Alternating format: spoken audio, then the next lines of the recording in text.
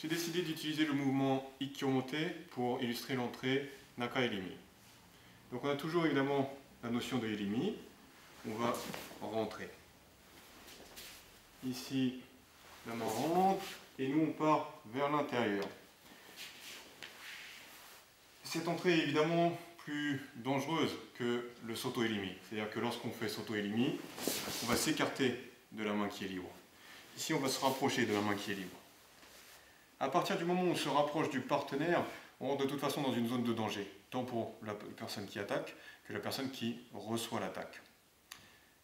Il n'y a pas d'endroit où on va pouvoir être à l'abri d'un coup. Un coup de genou, un coup d'épaule, un coup de hanche, coup de coude, coup de poing, etc. Il y aura toujours un endroit où on peut être frappé.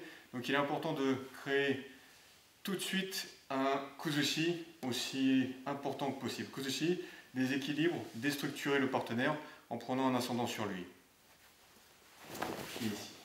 À partir de là, bien sûr, le partenaire pourra toucher. Ce sera tout à fait différent si vous êtes à cet endroit-là. Un coup ici sera bien plus efficace que s'il est dans cette posture.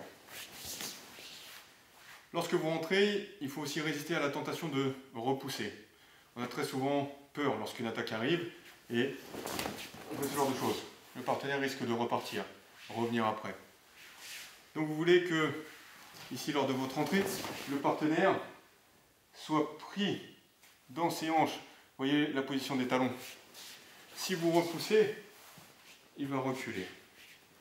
Une fois que le partenaire est pris, ici, comme toujours, on va continuer à travailler sur ses perceptions. Donc il ne faut pas aller ici récupérer le bras, au risque de se voir recevoir le mouvement ou une frappe.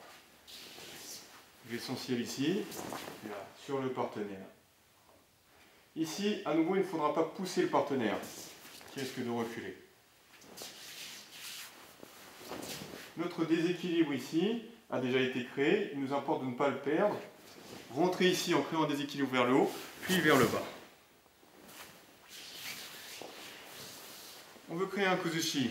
Ce qu'il faut savoir, c'est que le corps humain est fait pour récupérer son équilibre. Depuis notre enfance, dès qu'on est en déséquilibre, on essaye de le récupérer.